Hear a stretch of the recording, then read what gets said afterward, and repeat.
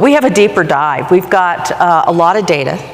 Nancy and I have been working on this for over a year, talking to partners, doing an e-survey, talking to vendors, and in some ways, you know, we have the data, but we have a lot of feedback from the partners and vendors that we talk to, so we're going to let them tell the story through their quotes and remarks. And I want to take a moment too and just thank Dave and especially Mark Rogers and Chelsea Ryder and the whole team at Impartner. You've been so welcoming and supportive and helpful in this whole thing, and it has been a really fantastic couple of days. So we appreciate the opportunity to talk about this innovative and intriguing topic. And we hope that some of it will be a wake-up call to you, since it's so early in the morning. It must be 7:30 now. But, you know, wake up, smell the coffee, get some coffee, and please join us in this adventure.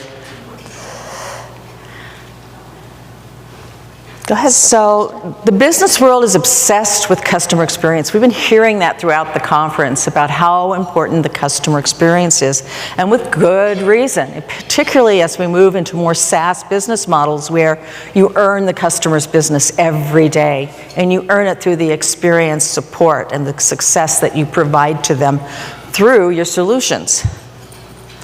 And we know great customer experience produces revenue.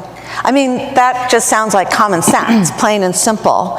And the studies have supported that fact for many years now, but in today's changing world, analysts, sales executives, and business leaders know that the customer journey is forever changed.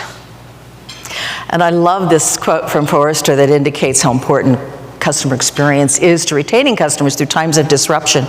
And I hearken back, one of my catchphrases from Gary Saban yesterday is going to be the underwater goat rodeo train wreck, you know, that we've been through the past few years, and how important the customer experience has been in sustaining our business through that. But what about employee experience? Nancy and I were really kind of motivated to look into partner experience when we saw the Forbes. It was kind of a groundbreaking report on Forbes and Salesforce did on how customer experience was so instrumental and locked step with the customer experience. You can't have unhappy employees and expect that your customers are going to be treated well. Mm-hmm. So what does that mean when partners are the front line of your business? Yeah, and that really is what motivated us to start to do this work as we were looking at the results of that study, because the equation of employee experience equals great customer, equals great customer experience, we felt was really missing the partner experience component. And so we wanted to look into that a little bit differently. And whether the customer has a direct experience with the employee or not, we do know that when employees understand that the work they do impacts the customer experience, it creates a positive effect for that employee. So business leaders who are enabling their employees through innovative alignment and different tools that they can bring to the table to help that employee better impact the customer experience are finding that this is making a tremendous impact overall. So, isn't it intuitive to you that that should also apply to partner experience? Mm-hmm. And in fact, one thing the Forbes report noted is that companies with high EX and CX are growing twice as fast as their peers who don't. Mm-hmm. Yeah. Wouldn't you like to know that about partner experience?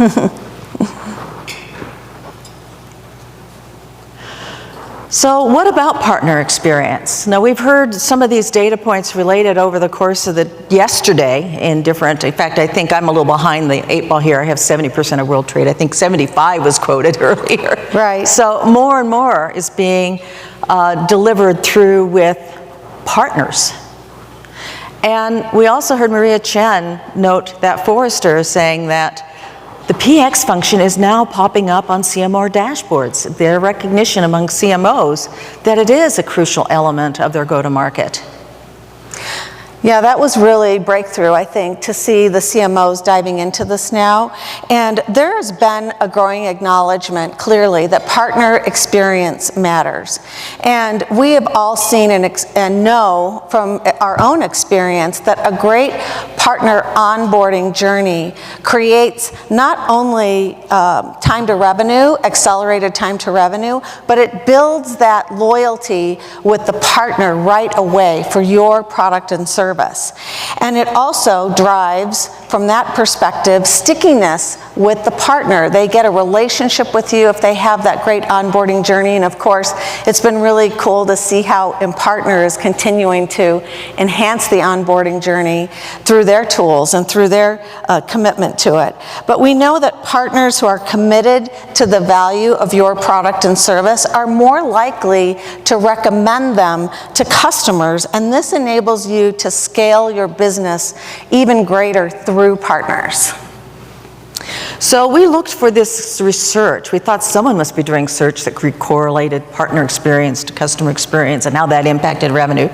And we did talk to IDC, we talked to Forbes, we talked to Forrester, and no one was doing this, but they were all agreeing, yeah, that's a great idea.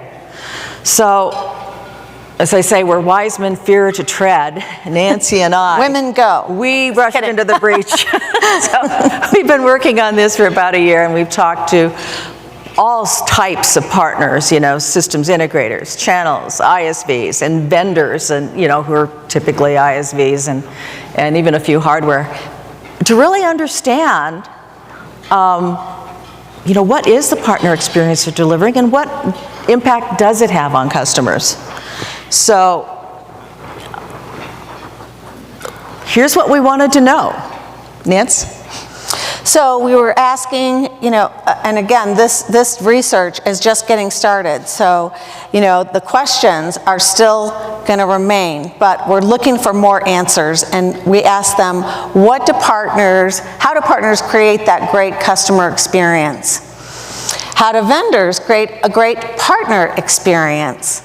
How does a great partner experience influence a great customer experience? And how does that generate growth and revenue?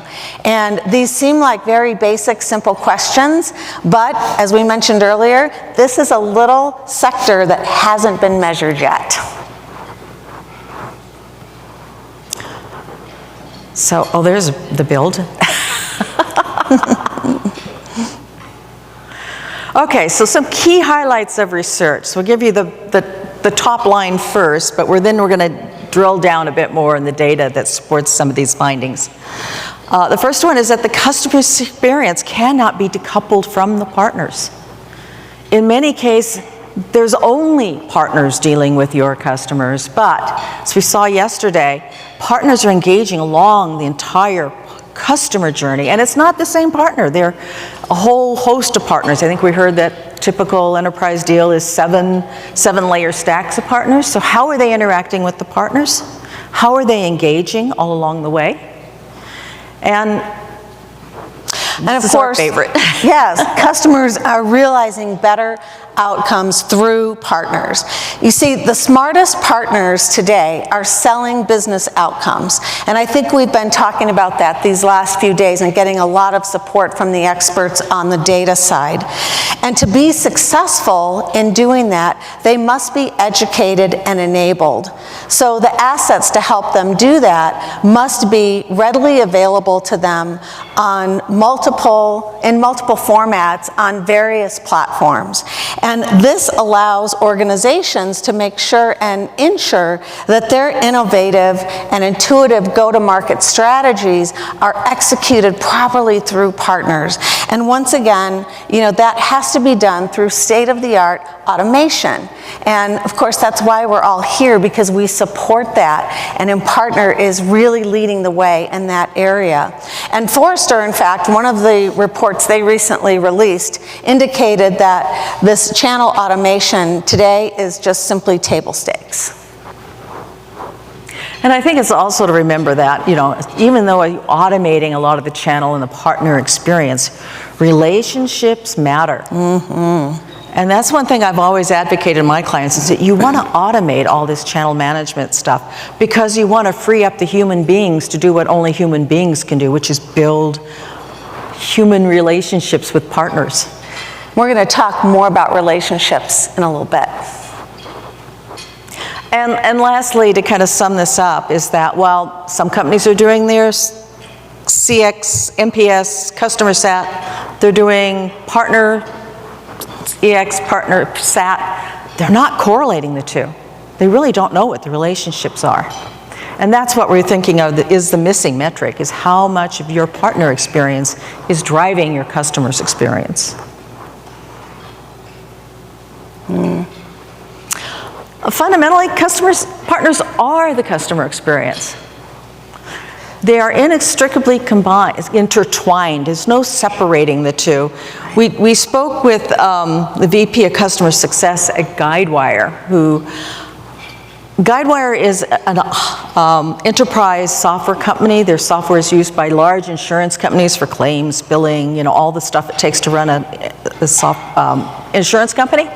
But what I find very interesting about them is that they have this mantra for 100% customer success. And as far as I know, they've never had a failure at a customer implementation. How many enterprise software companies can say that? It's just an amazing track record, and it's their North Star of the company, and they build everything in around the company around that customer success value proposition. Not only that, their partner organization, which is largely system integrators, some ISVs, is run out of the customer success operation.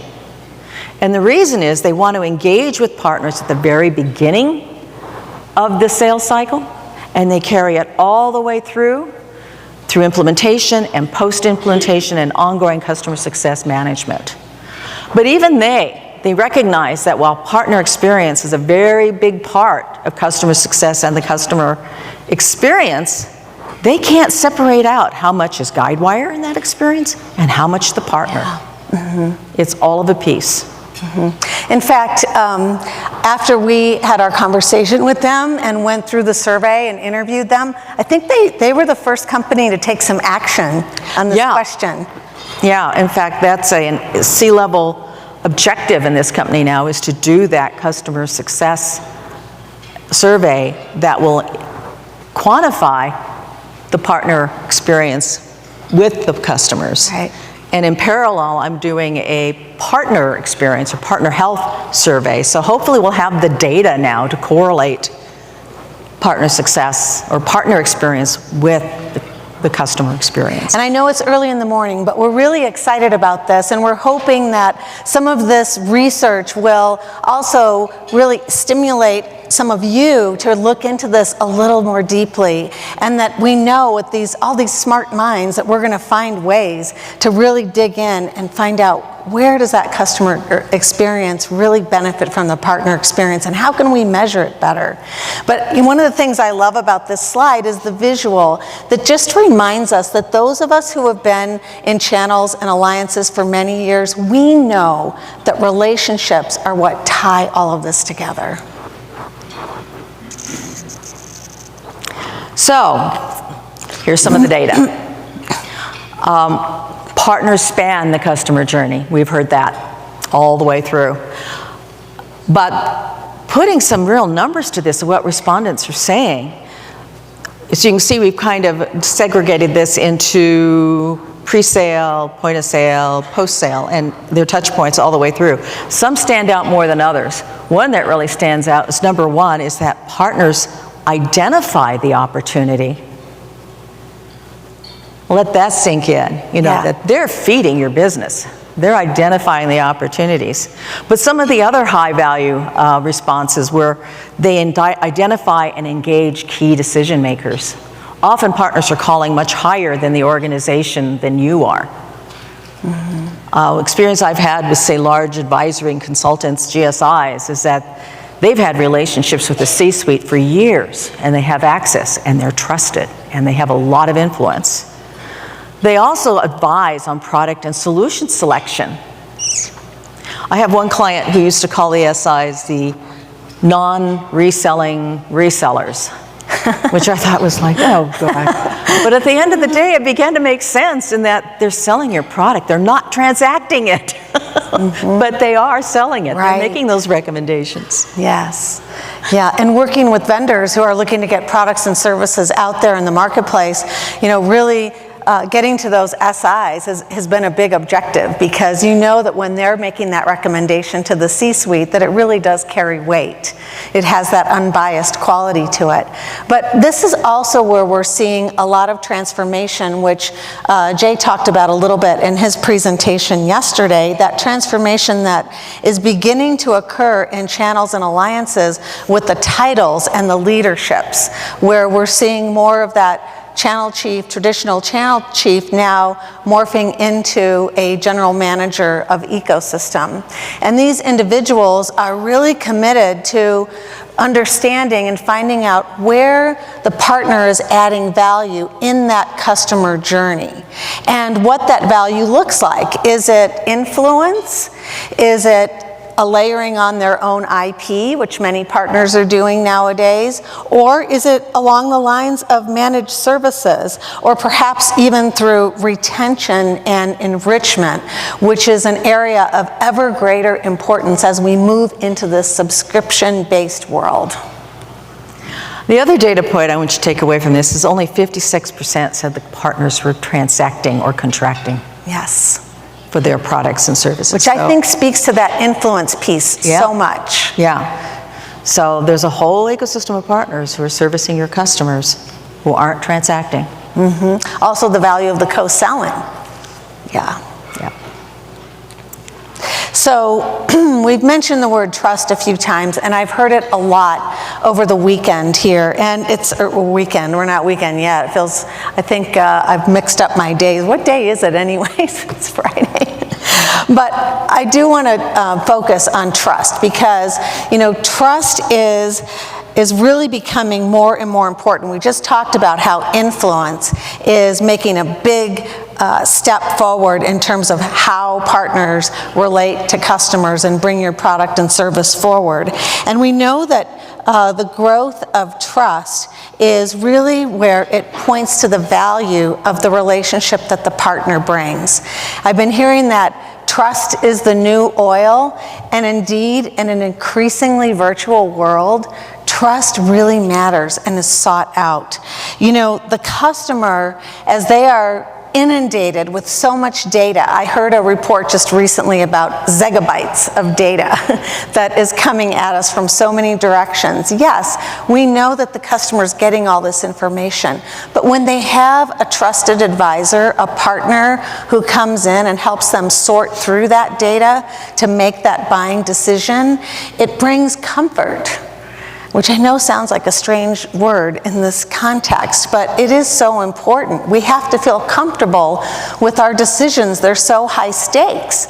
And it also brings validation that all that data that they're sifting through, they're coming to the right conclusion. And the trust that a partner brings can really deliver that. And this cycle, I think, represents it so well in the data that we saw there from pre-sales, where we now know that, the partner delivers oftentimes the strategy as well as the buying case, the reason to buy. They're doing that in that pre-sales cycle. And then when you get into the actual point of sale, it's the trusted advisor that helps the customer get to that point where they can commit, where they can sign on the dotted line, and again, feel good about it.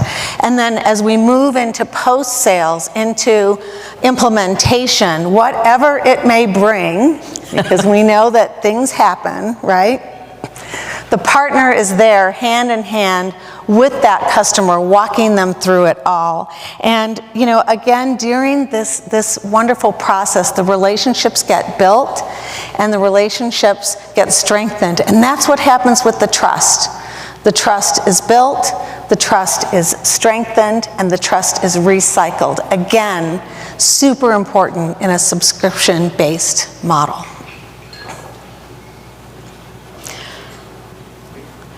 So we asked the question, how do customers benefit from a strong partner experience? And to our great relief, everyone had a very strong opinion that they did. And number one was customers realize a better business outcome.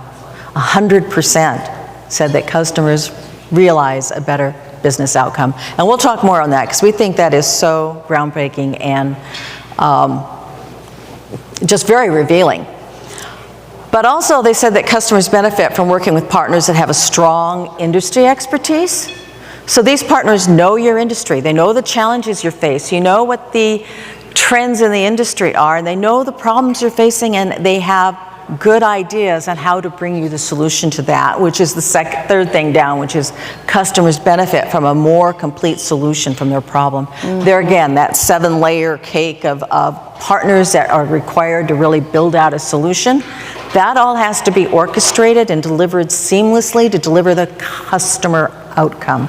And that's why being an ecosystem orchestrator is so very important to driving that customer experience and the benefits that they want to realize through that.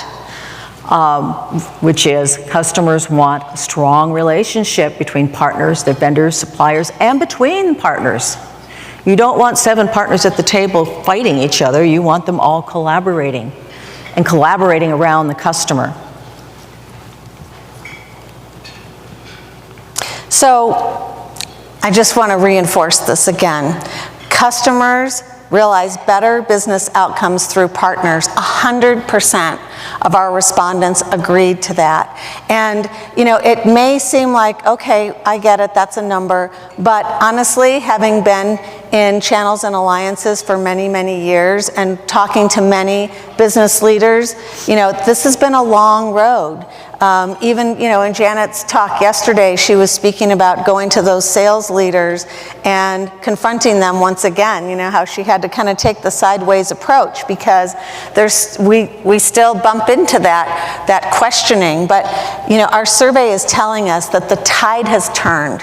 And now 72%, that was the number, 72% of our respondents also realize and admit that the partner creates that value. They're creating the business proposition and the compelling reason for the customer to buy. And in order to do that, partners need to understand their customers really well. Really well. They need to know, and again, this is really important, and as a partner myself, you know, this is what I spend a lot of time doing when I get ready to meet with a client or I'm working in a particular vertical, learning to understand, like, what does their market look like? What are the challenges that they're facing? And what is the opportunity that the product and service that's being brought in, what opportunity do they give the customer to solve their business problem and hit their business outcome? So it's really important for partners to understand how your product or how your service fits in that overall solution, because generally it's not a one-time thing. You're not solving everything with one product or one solution. So it's important for partners to understand how your offer completes that overall solution from a value proposition to deliver the business outcome and, of course, that ever elusive and wonderful customer experience.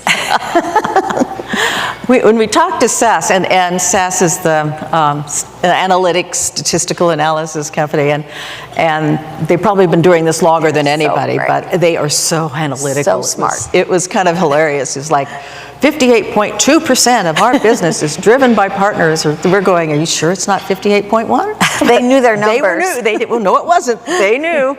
But they also said that they were learning from partners how to measure the customer outcomes. And I think this is crucially important. What, you know, not just that you're delivering better outcomes, but can you quantify it? And this is where you can really drive some powerful sales motions. If you can go to a customer and say, we're going to save you X. We can say that you can grow your business. We're going to create competitive differentiation for you. So understanding how you benefit the customer and those customer outcomes is beginning to think more like your partners who are frontline facing to the customers. But quantifying it gives you a powerful tool. The other quote here that I think is really interesting is from a PwC practice manager, in that many of you probably work with SIs and they say, oh, we're agnostic, we don't recommend one product or another, we always look at what serves the customer best. Yes, but, and this is what they told us, is that if you can create that through line, if you can show them how your product creates better customer outcomes in their efforts to drive business transformation or their bigger, higher level business strategy, then you're in.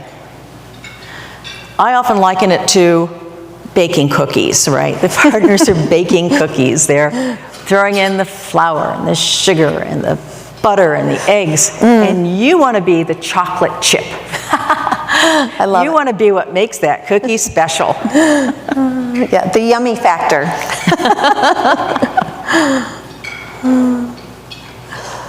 Wow. So am I leading this one? Well, I love this slide because it gives us a lot of our details here in terms of how partner benefits impact the customer experience. And so it was really not too surprising, I don't think, to see that sales training and enablement topped the list. And sales training and enablement is something that has been really important to partner programs for many, many years, and it's still very important. But it's definitely evolving as we're moving along here now in this new world. And we wanted to kind of address really 5 key points that we feel are important in order to for organizations to achieve this well with their partners. And the first one is to recognize that the buyer today is typically a functional, carries a functional or line of business role within an organization. So what they're looking for is a solution to some sort of business problem. So that's what the buyer is looking like today. And the other thing to consider, and we've known this for some time now, is that a high percentage of the buying decision has already been made by the time the sales rep walks in for that first engagement with the customer. The other thing to remember, and this is a point I made a moment ago, is that your product or service is likely only one component in an overall solution that the customer is seeking. And so it is critical to be clear on how you contribute to that overall business outcome that the customer is seeking. And then the fourth thing, and this too is kind of innovative and new of what we're finding, is that as ecosystem models are beginning to evolve, what's really important to recognize is this collaborative co-selling strategy is becoming the norm. That's really the norm in how technology partners are going to market. And developing not only the ability, but I think, I heard this touched on in a few places yesterday, but the culture within the business organization for this co-selling motion is a critical competency. And it's really something that must be developed as part of selling these complex solutions in a digital transformation environment that require, multiple partners oftentimes, and including direct sales. Oh, and then last but not least, co-selling anecdotally is becoming really the much more productive and I would say, better results than non-partnered selling. Yeah, we've got some data to back that up too. Yeah, we want more. We're looking for more to measure on that. Yeah. The one thing I will note is that the respondents picked the top 5 that they wanted out of a list of about 20. So you can see after number 5, the partner managed, where things dropped off really fast. And in fact, the incentive piece, the partner incentives, was like down at 16%. It was down toward the bottom. And we put so much time and energy into designing and managing those incentives. And I'm going, so what's up with that? Right? Is that because they're not important? Or maybe it's because we're not rewarding customer experience? Well, it may have to do with that multiple that Jay was talking about yesterday, too. Partners are earning those incentives. Earning the multiples on services, so the incentives, are not being as impactful. Yeah. So Impact of sales, enablement, and co-sales. And I can't, stress these numbers enough because I think they're really powerful. And this comes from a live case from SAP SuccessFactors. And they rigorously track this. And what they find is that a partnered sale, a sale that includes at least one partner, is twice the size. 181 for enterprise, 233 for SMB. They're also finding that there's higher close rates, 40% versus 24, the enterprise level. And the sales cycles are shorter. They close 40% faster with partners. Now take a minute and think about this. I don't expect you to do the math right here, but do the math. What would that mean to your pipeline? What would that mean if you could go to your management and say, hey, if we enable co-selling, if we enable partnered selling, we can have bigger deals. They close more, they close faster. Going back to the point of being that Janet mentioned yesterday about having financial acumen, this is the kind of business case that'll get you attention and get you resources. It'll get you partner tap too, because that's a very key component of being able to co-sell well. Lastly, the top sales reps, the ones who are going to the achiever clubs, we're leveraging partners up to 85% more than their peers. Now this is a great way to get your direct sales engaged. So none of this indirect, direct conflict. Your direct sales are going to want to sell with partners because they're good at commission math. They can apply these numbers real fast, so they know what that means if they can do this. Yes. But it also changes the role of a direct sales rep a little bit, in that instead of just focused on the customer, they have to now orchestrate the partner community that the customer is experiencing.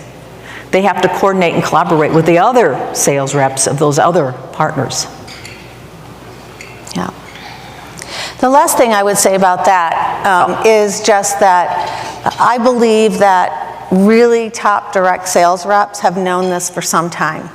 And as we bring it to the C-suite, as we bring these facts and these figures and really these measurements to the C-suite, that's going to be how we get that executive sponsorship that is so important to create the culture within an organization that says, co-selling is the way to go.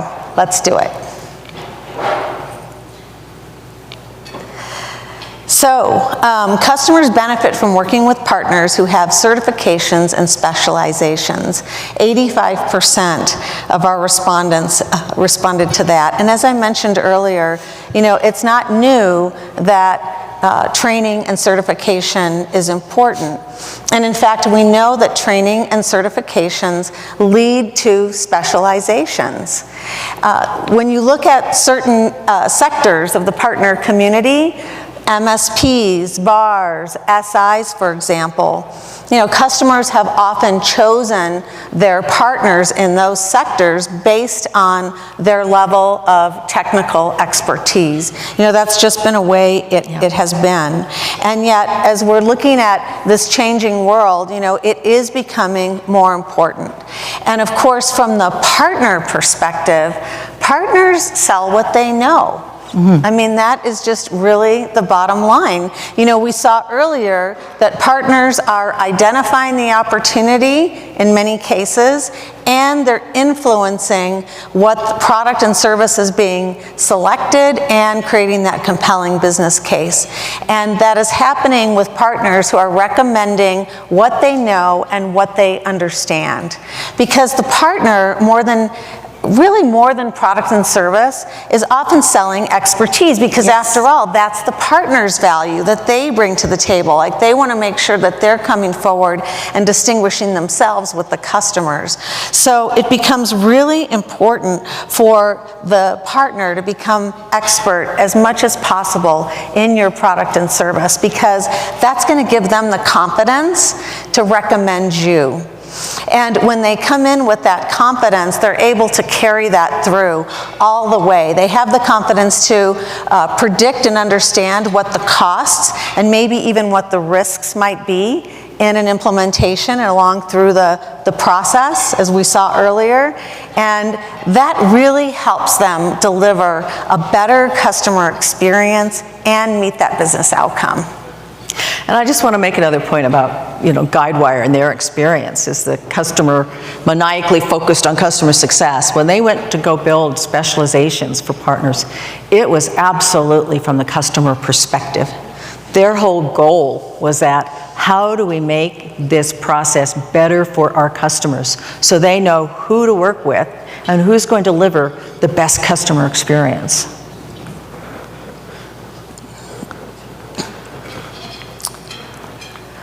Okay, these numbers are pretty big numbers again. Yeah. I mean, that 86% of our respondents told us that partners influence or lead the customer buying decision and create that compelling reason to buy. So it's really important that this go-to-market strategy is acknowledged and that we look at it's trending. Why is this trending so decisively? And again, we've heard over the last couple of days, how that's continuing to gain acknowledgement. And of course, even through the development of the Impartner tools, we're seeing how it's supporting these trends. And business leaders who are looking to compete globally, they understand that this is something that they must acknowledge. So there's a few points that we wanted to make that are impacting these trends. And the first, of course, is that buyers are increasingly becoming millennials, and that customer journey is looking more and more like a consumer buying journey. Mm-hmm. And of course, the pandemic accelerated a lot of this because, those lines got blurry, for customers who were also consumers at the same time. And also, as the analyst pointed out, we know there's 28 steps in that customer journey. And along the way, there's influencers and partners at every single step. And with, I think the number was, I wrote it down, 95 trillion world economy, was it 75%? 5%. Mm-hmm. Is now flowing indirectly through partners. So this go-to-mix market with partners is becoming a huge trend.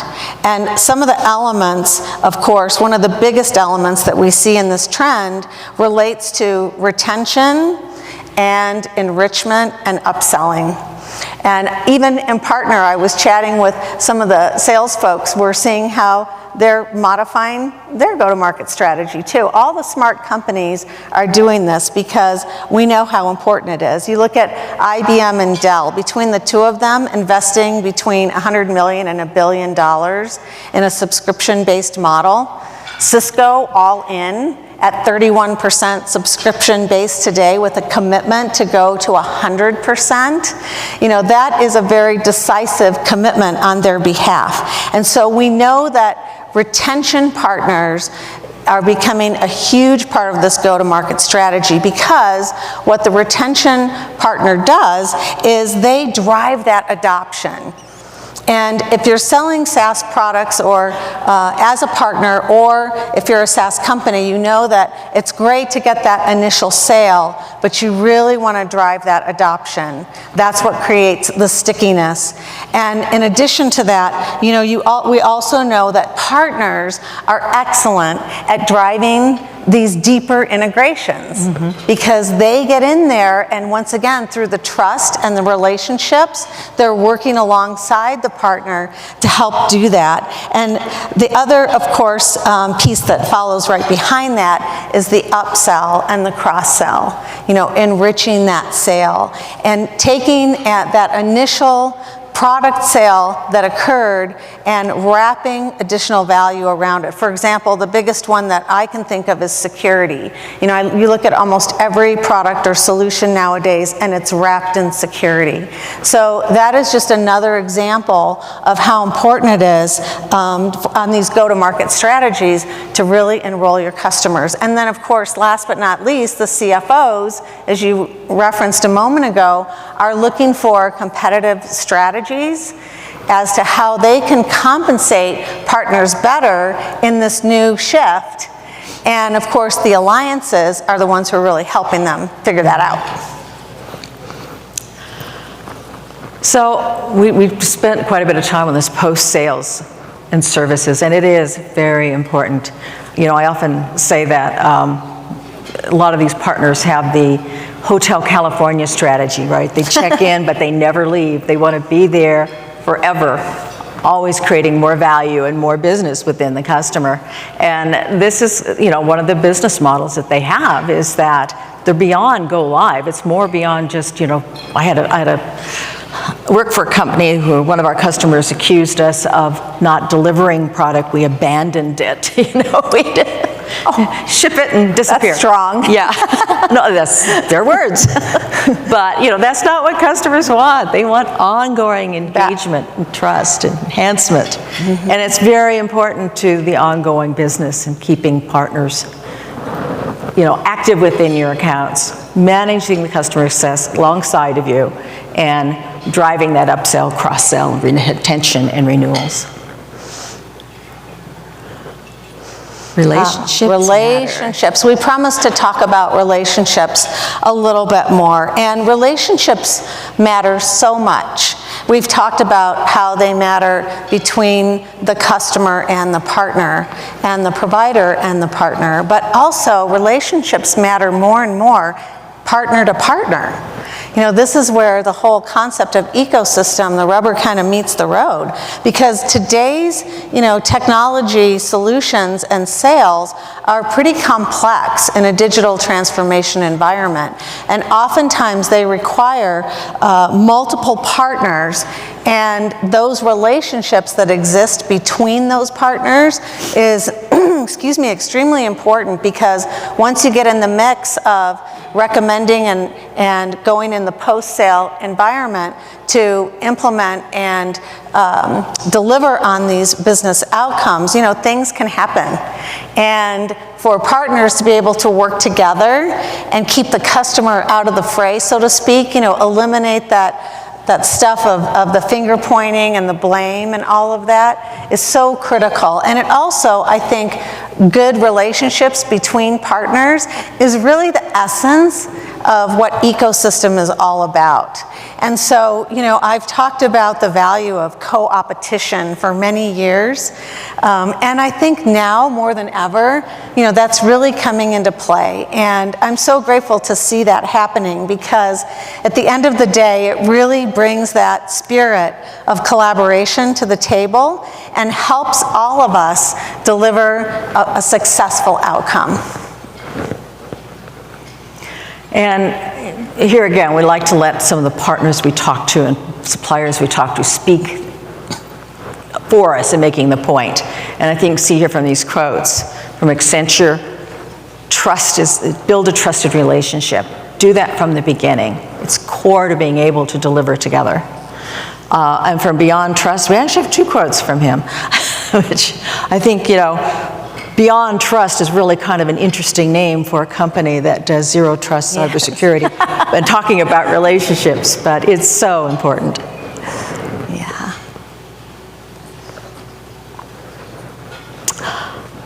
So we asked partners, how much of the customer's experience is really influenced by the partner, by your partners? And 75% responded either a lot or a great deal.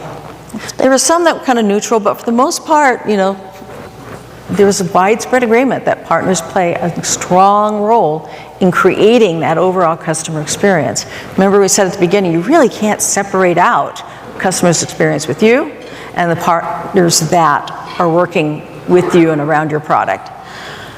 So I think the quote here from the CEO of Cognizant really spells it all out. The importance of having a strong partnering program, having the infrastructure and systems in place, and having a strong co-selling strategy, which we talked about earlier. These are all part of really delivering a strong customer partner experience, which is going to translate to a strong customer experience. Mm-hmm. Yeah. Cognizant being the top partner of Microsoft, one of their top partners. Mm-hmm. You know, I think this too it's very meaningful from that perspective, because you get to see it played out. Okay, so before we go to call to action, we're going to invite, well, actually the first call to action is we invite you to take the survey. Please. So the QR code is up there. Please take the survey. We would love to incorporate your feedback and your insights. It's short, it's about 5 questions. We didn't want to burden people with, survey fatigue. So please, we would love to have it. And if you add your email to the end of the survey, we'll send you the full report once it's all completed, the ebook report that will give you all of this. You'll get the slides and the recording through Impartner, but there is so much more. So we invite you to take the survey. Pull out those phones. Come on, folks, I know it's early. Let's get some action going here. We want more data. Okay, so our call to action is map that customer journey with your partner touch points. Include existing partners, other partner types outside of your silo, those influencers, those other key affiliates, everything that we saw, retention partners in that trifurcated channel model, but start mapping it out. What I have learned from a wise person long ago is, knowing where you're at gives you the power to transform it. So that's the very beginning. 2, we have a lot of channel people here and a lot of people who think sell through. But in the ecosystem world, you've got to think broader than that. Think about all the partners that are influencing. Think about all the partners that are providing a great customer success after the sale. So expand your thinking to the entire ecosystem of partners. Okay, and then how can you measure how your partners are delivering that compelling customer experience? We're asking you to look to innovations that enable that monitoring and managing. And of course, we've got the Brain Lab here, we've got our Impartner friends, they can help. As you look at that customer journey, if you look at the roles the partners are playing, ask yourself how you're enabling and supporting and creating an environment where those partners can be successful, because their success is your success. It's all about putting yourself in somebody else's shoes, right? And of course, building those relationships through thoughtful human interaction and application of digital platforms. We must continue to be very mindful and thoughtful about building those relationships and recognizing that, we're all still human beings. There's stuff going on in our lives. How can we continue to build those relationships and use the tools at the same time to make it easy for our partners? And lastly, Nancy referred to this earlier about getting that executive sponsorship. And that's about having that financial conversation of how an effective partner engagement will uplift your business. It's also about understanding how being an ecosystem company is fundamentally going to change your company, how you go to market, your culture, your strategy, your business planning and processes, but it's important. As we've seen in other reports, and I think often related is that Accenture study saying that business models are changing, and executives realize that, and they realize they're changing to ecosystem models. Yeah. And then lastly, we wanted to represent the gold a pot of gold at the end of the rainbow here, and with a quote from Jay. He was one of the people that supported us in our process here, and he indicated an outcome isn't a point of time, it's a spectrum. Never a perfect outcome, a continuous improvement, and the stickiness is that partner experience which leads to customer experience. So this is a process, folks. We're not going to be perfect, but I'm grateful that ecosystem reminds us that we do it together. And thank you for being with us this morning. I think we're wrapped up with that. Yeah, any questions?